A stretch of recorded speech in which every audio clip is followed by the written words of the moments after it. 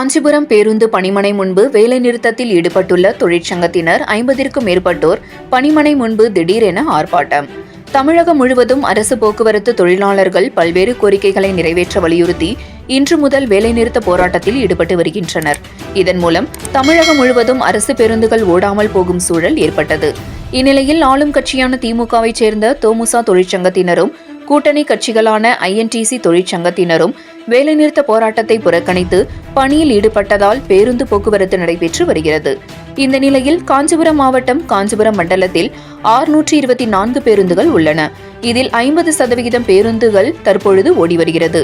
இந்நிலையில் காஞ்சிபுரம் பேருந்து பணிமனை கோரிக்கை பணிமனை முன்பு கூடிய அண்ணா தொழிற்சங்கம், CITU உள்ளிட்ட தொழிற்சங்கத்தினர் தங்களது கோரிக்கைகளை தமிழக அரசு நிறைவேற்ற வலியுறுத்தி கோஷங்களை எழுப்பி ஆர்ப்பாட்டத்தில் ஈடுபட்டனர்.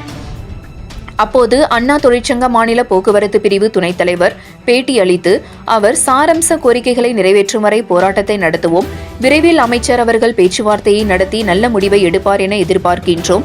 கோரிக்கைகளை நிறைவேற்றப்படாமல் இருந்தால் தொடர்ந்து 100% பேருந்துகளை இயக்கப்படாமல் போராடுவோம் என பேட்டியளித்தார். இருப்பினும் பணிமனை முன்பு ஏராளமான போலீசார் பாதுகாப்பில் ஈடுபட்டுள்ளதால் அசம்பாவிதம் ஏதும் ஏற்படவில்லை. 7 Green News செய்திகளுக்காக காஞ்சிபுரம் மாவட்ட செய்தியாளர் S. சதீஷ்.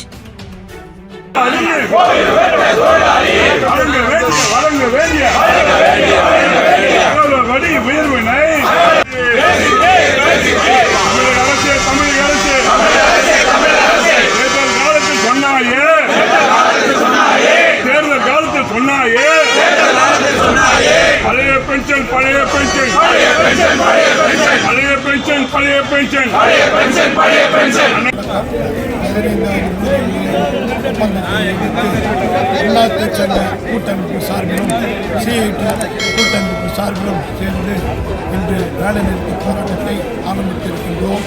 நாம் வைத்த கோரிக்கைகள் ஆரம்பித்த கோரிக்கைகள் அதை நிறைவேற்றும் வரை கண்டிப்பாக தொழிலாளர்கள் ஒற்றுமையாக இருந்து நிச்சயமாக இந்த போராட்டத்தை தொடர்ந்து நடத்துவோம்.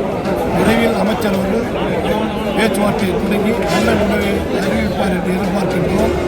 முடியாவிட்டால் கண்டிப்பாக இந்த போராட்டம் தொடரும். இப்போ காஞ்சிபுரம் கோட்டத்தில் எத்தனை பேருந்துகள் இயங்குதுண்ணா? இப்போ 624 வண்டி காஞ்சிபுரம் மண்டலத்தில், அதில் 13 பணிமனைகள் உள்ளன.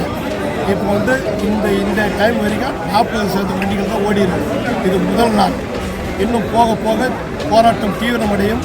நிச்சயமாக நாங்கள் 100% வண்டி ஓடாத முயற்சிகளை மேற்கொள்வோம். இந்த கூட்டமைப்பு அண்ணா தொழிற்சங்க கூட்டமைப்பும் CITU கூட்டமைப்பும் கண்டிப்பாக ஒற்றுமையாக இருந்து செயல்பட்டு இந்த போராட்டத்தை வெற்றி பெற செய்வோம். நிச்சயமாக வெற்றி பெற செய்வோம்.